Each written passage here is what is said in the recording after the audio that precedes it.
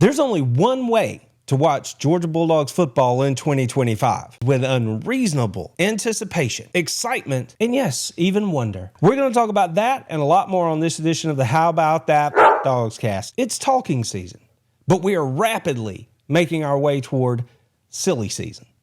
And if you don't know exactly what I'm talking about, don't worry, I'm going to explain it. Everybody that sits down behind a microphone or has a blog or has a Twitter or a TikTok account, this is the time of year that because there's not a lot else to talk about, the thing that they want to spend their time talking about is what's going to happen in the fall in the way of preseason rankings. Post-spring, here is how these people are evaluating what is happening in college football, and they're all having an opinion. And I have to say that there's nothing wrong with that at all. You need something to talk about, and that's as good a thing as any. This is also the time where people are engagement farming. They're out there trying to say the most outlandish thing they can say to try to get people to look at their stuff. And when you talk about Georgia football and college football here in 2025, as we ramp into silly season, I think one of the things that has jumped out to the front of the pack for me, especially when it pertains to the University of Georgia and Kirby Smart's program, as he enters year 10. For the first time in a lot of years, the college football public as a whole, the opinions about Georgia are fairly mixed. Now, I know that when I say that, there's going to be people who scoff immediately because they discount that idea out of hand. They say that Georgia is going to be everything they have been or more, and there's no need to be concerned. And they have an argument to make about that. But I think it breaks into two camps. Essentially, you have a camp that has Georgia at 8-4, maybe 9-3, and generally this camp is made up of people who just don't like Georgia anyway. They are begrudgingly giving them 8 wins, thinking it's going to be heroic effort if they get to 9. They just want to downplay everything that Georgia is all the time. That's generally the group that's going to be saying 8-4. Then you have the 9-3 group, and they're not quite that extreme. They're a little bit more rational. They're looking at the schedule, and they see it's tough, and they understand Georgia's making up a lot of ground in a lot of places. And yeah, they're talented, but there's stuff they have to do. Okay, that group might be dancing around 9-3, right? They can see 3 losses. And then personally, I don't think 3 losses is unreasonable. We can make an argument for it. The other camp is the camp that has the Dogs at 10-2. Or maybe even 11-1. And they are leaning toward the fact that Georgia is absolutely going to be in Atlanta for the SEC championship game come the end of the year, and they are a shoo-in for the college football playoff. In general, I think that's what we're talking about here.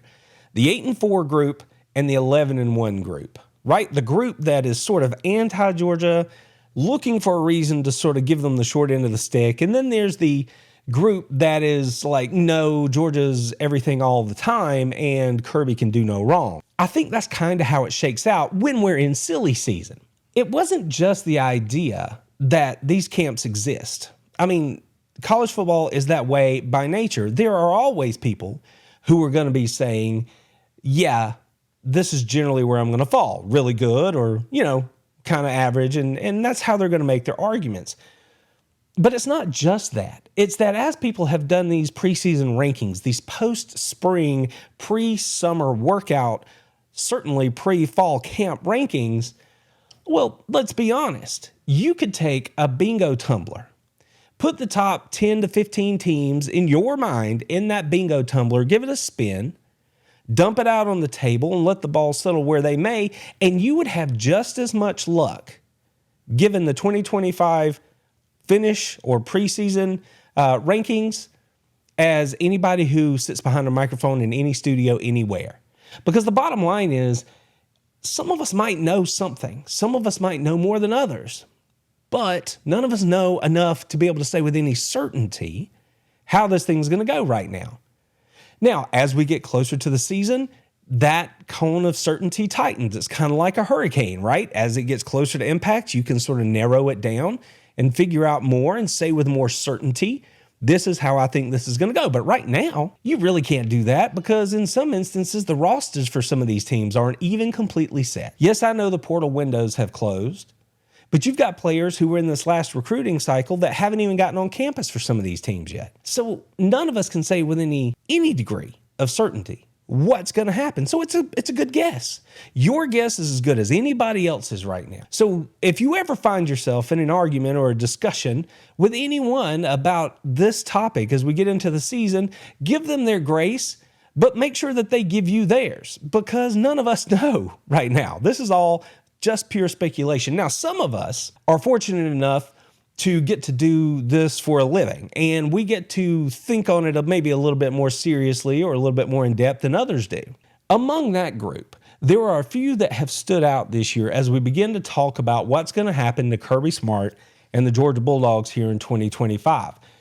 Now, to begin, before we get into this any further, we need to remind ourselves of what the schedule looks like for Georgia, okay? So they really don't have a daunting out-of-conference schedule.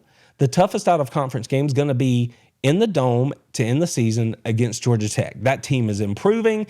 They think they've got something for Georgia when they come down to the Plains this year to play in the Dome. We'll find that out soon enough. But let's look at the rest of it. Last year, Georgia's schedule was one of the toughest in the country, hands down, without argument. It was what it was because of all the road games that they had to play against top-tier opponents. You look at this season, well, of course, all that has now flipped. So they do have to go to Tennessee for their first SEC game, but then they get Alabama at home. They get Kentucky, Ole Miss, and Texas all between the hedges in Stanford. There's the neutral site game against Florida in Jacksonville to kick off in November, and they do have to go on the Plains to play Auburn. They also have to make a trip to Mississippi State, but let's not sweat too hard about that one, just given what the Bulldogs were last year. So that's just a reminder of what the schedule is. So there are some points where you could look at this schedule and make a legitimate argument that because all of those hard games are now between the hedges for the Dogs, that could be one of the things that noses them in front when it comes down the stretch. Maybe that's the thing that is the difference that does send them back to Atlanta. Other teams can't say that, but that's a maybe. We can't say it for certain either, but Alabama does have to come, Texas does have to come, Ole Miss does have to come to Athens. So for whatever that's worth, it's a feather in their cap, and it could be the thing that makes the difference, but we don't know that. So with all that said, let's start talking about the things that really got my ears perking up when it comes to talking and then silly season. The first thing, of course, happened earlier this year, and that is where ESPN's Bill Connelly, as he does every year, puts together a very cool metric that he creates and tweaks annually, where he tries to figure out who has the most returning production from the year prior. And on its face, this one didn't shake out so well for Georgia, because essentially the way he looks at it, Georgia is going to have 41% of their offensive production returning here in 2025, 48% on defense, and he's going to rank them number 105 overall in terms of returning production heading into the 2025 season. This is the team that won the Southeastern Conference last year, but you can see it when we look at the quote here.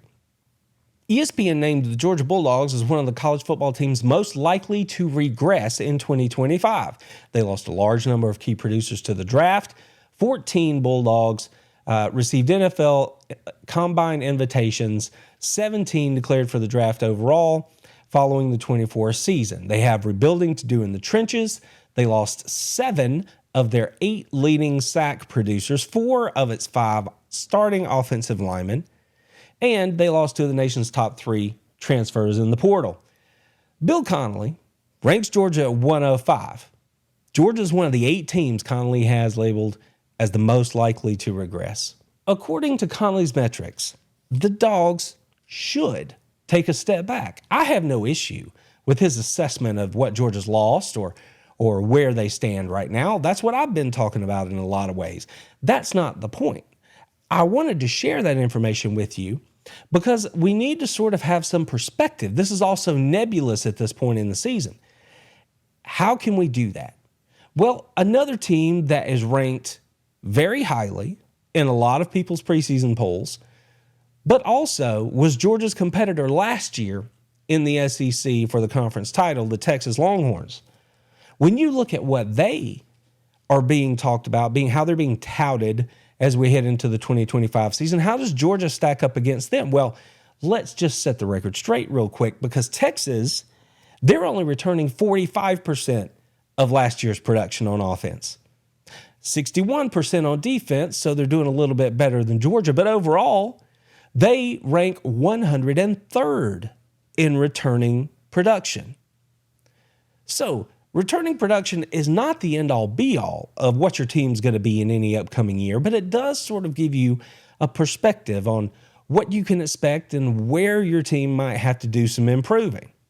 Now, I'm not going to go through all the lists, but I thought since that was the team that Georgia went head-to-head with for the conference title last year, we would use them as a measuring stick. Now, that's Connolly setting the table back in February. Since then, now that we've gotten beyond spring practice, people have taken that information and they have taken what they saw from the portal windows, what they saw in spring practice, and they've started to establish their own opinions of what this season's going to be coming forward. And there are a couple of big names out there who have had a little something to say about it. One of them is Joel Klatt over at Fox, their number one guy. He says, this is another team I wasn't really sure what to do with. I wanted to put Georgia higher because, well, it's Georgia. Kirby Smart's becoming the standard bearer in the sport. With a quarterfinal loss in the CFP being viewed as a failure of a season, I didn't say a failure of a season, I said an embarrassing game in that game, considering the success that the program has had in recent years. The Bulldogs are set to start Gunner at quarterback. There are a lot of mixed opinions on Stockton and whether he could really be a quality player, but I haven't seen it yet. This team is going to have to win because its roster is better than other rosters. No argument there. Georgia improved its wide receivers, which should help because the receiving core was a hindrance last year, adding Zachariah Branch from USC and Noah Thomas from Texas A&M. You can bank on Georgia being dominant on defense, even though it's losing players to the draft. There's a trust level here, but I couldn't rank Georgia higher than 8th, which is where Klatt has them, because of its quarterback situation. Fair enough. I don't think too many people are going to throw too many stones at Joel Klatt in his assessment of the Georgia Bulldogs in a preseason poll when we still don't know so much about heading into the year. It's not crazy. I'm not going to get into who Klatt put ahead or behind of Georgia. We're just focused on the Dogs here, and his assessment of what Georgia is fair. Now, you could say that they should be above and beyond some other team, right? You could argue, maybe if you chose to, that they could be a top 5 team. That's fine. But Klatt didn't go too far. He kind of kept it right on the beam. But he's not the only person out there who has an opinion on such things. And we're going to get into all those here in just a second. Wait. I'll get right back to the show. But I want to take this opportunity to let you know about the Ring the Bell newsletter. Each week, I break down the mindset, strategy, and culture behind Georgia's football dominance. But of course, that's not all. You'll also get exclusive podcast updates and episodes. You'll get deep dives about Kirby Smart and Georgia football, real-world lessons on leadership, content strategy, and growth, stories from the sidelines and the press box, and first looks at new content, free resources, and community drops. Not to mention my top hitters on social media every week. And oh yeah, there's the discounts. So are you in? Be the first to know. Be a part of the team. Join the program and sign up for the Ring the Bell newsletter in the description down below. This is not just a newsletter. It's a movement for dogs who lead. This is the one you may have seen bantied around, especially if you're on social media. And I mentioned engagement farmers earlier. That would be our very own, not mine, but somebody you're familiar with in the college football world, Josh Pate. I'm not saying anything about Josh here, but these are his rankings post-spring. So let's take a look at them. What he does for engagement is his own business.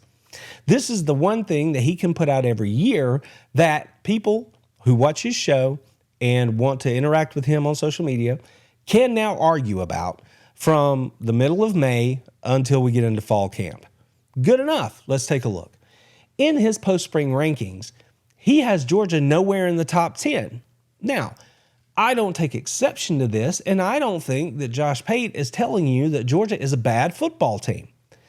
But it is a little shocking when you look at the numbers and you see that an Oklahoma or that a Florida team that went 4-4 in the SEC last season are sitting in the top 10 ahead of a Georgia team that, according to Joel Klatt over at Fox, their only major question is at quarterback.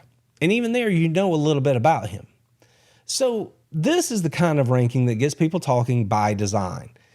And it feeds into that idea that I was talking about earlier, where there are two camps. There are people who are saying Georgia's going to win 8-9 games, and then there's the camp that says they're going to be 10-2 or 11-1. Well, Josh, in his own little way, is sort of straddling the fence, because if you give him the microphone and give him the opportunity to explain his position, he will readily tell you that he believes Georgia's a wonderful program. He thinks Kirby Smart's a great head coach. He thinks the Georgia Bulldogs are extremely talented.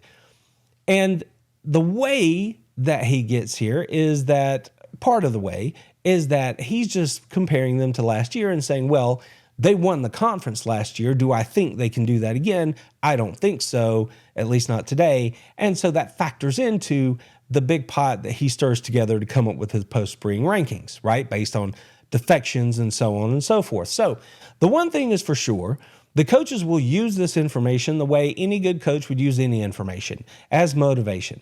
Not something that's going to determine whether or not they win any game here or there, but when you're out there running hundreds, 110s in the summer, or 40-yard dashes, or 53-yard sprints, or hitting the heavy bag yet again, you're doing all that stuff and it's real hard. This is the kind of stuff that they want you to think about, that people are doubting you. Again, I don't think Josh Pate's doubting Georgia any more than a rational fan might have a doubt about Georgia, right? They have to replace things. Can they do the same thing they did last year? I don't know.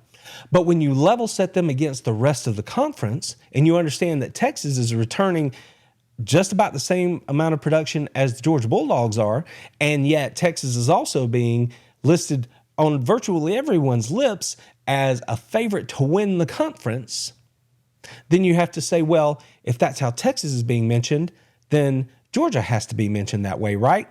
Well, they say, well, Arch seems to be the guy that's going to take over at quarterback. They seem settled at that position.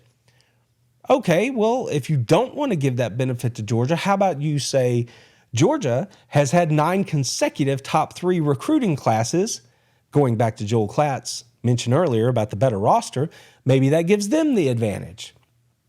Of course, there are always teams like Alabama who are hanging around. There are always teams like Ole Miss or LSU or maybe even South Carolina that want a puncher's chance to break into that top tier. It's just all weird. It's a little funny and it's a little silly. But here we are talking about it because I, like everybody else, need stuff to talk about during this time of the year. So when I say that Georgia has to be able to, there's only one way to watch Georgia football this year, what am I talking about? I'm talking about the fact that it is because of all of this uncertainty, all of this ambiguity. That is the very reason that there's only one way to watch Georgia football, and that is with an unreasonable level of anticipation for the game, excitement for what's yet to come because we don't know, and yes, wonder, because when I think back to being a college football fan from the time I can remember, it was all those intangibles that made the game so great. And I, for one, am thrilled to be heading into a season where I can feel that way again, like I don't have all the answers. Now, even with all of that, Texas, who Bill Connolly had ranked at 103rd in terms of returning production for 2025, Texas is in ESPN's post-spring rankings, sitting at the number 3 position.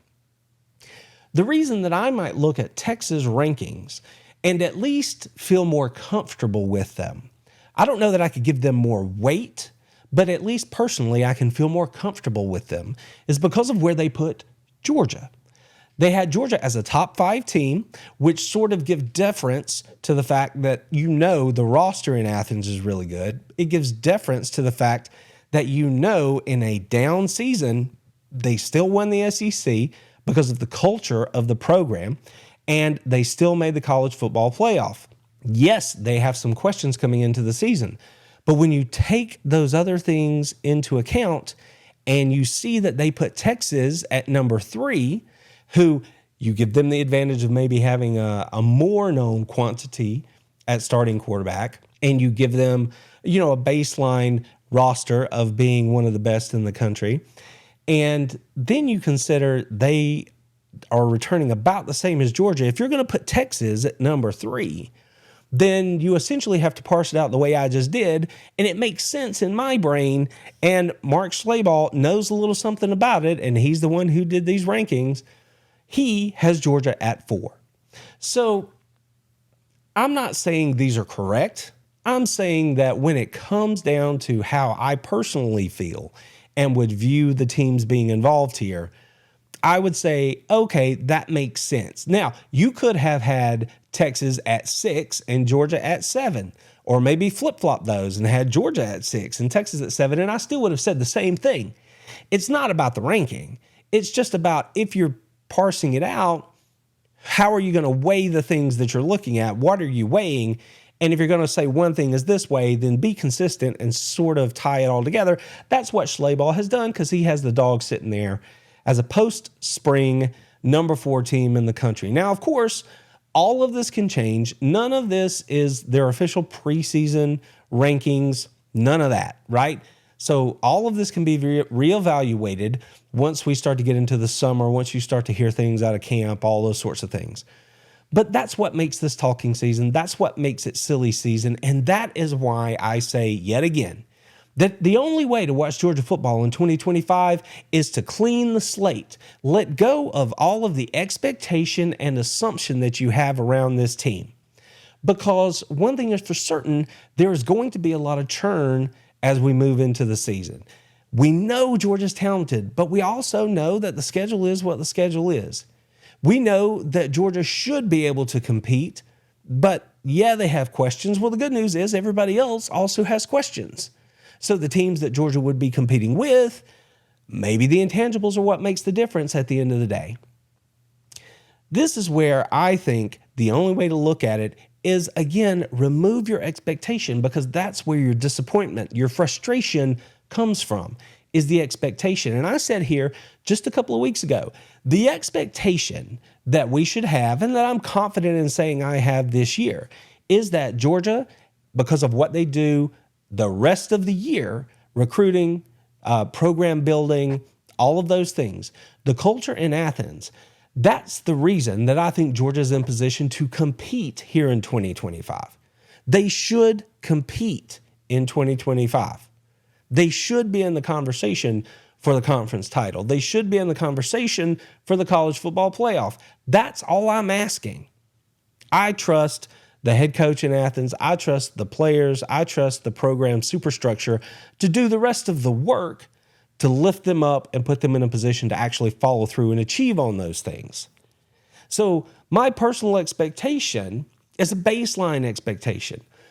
I do not have the expectation that they're going to roll their helmet out and win 10 games. I don't have the easy expectation that they're going to win 11 or that they're going to walk back to Atlanta. They can do all those things, but I'm just not expecting it. I'm expecting to have a team that shows up ready to play, that is very talented, that is a lot of fun to watch this year because of all the new faces that we're going to see. And I expect to be excited about what I see. I expect to feel good when those young guys get out there and show us what they're all about for the first time. And I expect to have moments of wonder where I'm like, whoa, I didn't see that coming at all. That was a tremendous performance by the team, by that player, however you want to dial it down right there. So yeah, going into this year, I would encourage each and every one of you to join me in just being unreasonably excited for what's to come.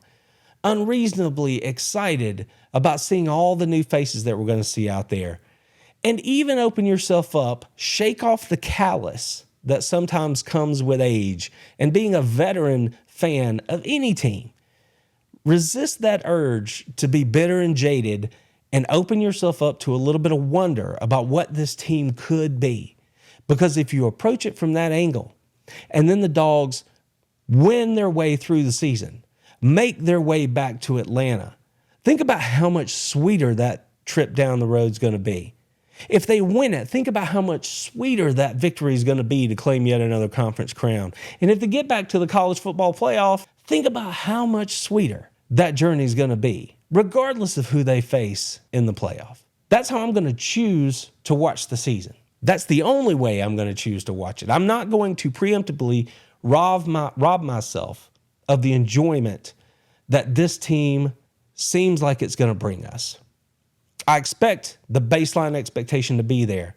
The rest of it, I expect to watch it play out on the field, and I'm going to do my very best to stay calm and just enjoy the ride. So the Georgia Bulldogs are headed for what I think is going to be a tremendously exciting 2025 season. We already know that it's going to be one of the best, if not the best, home schedule in the history of Sanford Stadium. I know that the people in Athens, that Sanford Stadium is going to be electric every time that the Dogs take the field. And they're going to have to be, because yes, the Dogs have these great teams coming between the hedges, but that also means that they're going to be in for whale of a contest in each and every one of those matchups. So I know that's going to come, but I also know that Georgia has a lot to prove to a lot of people as we make our way into this season. I think they're still going to be a top 10 team, hands down. Am I going to say anything more than that right now? No, I'll get to all that prediction stuff later.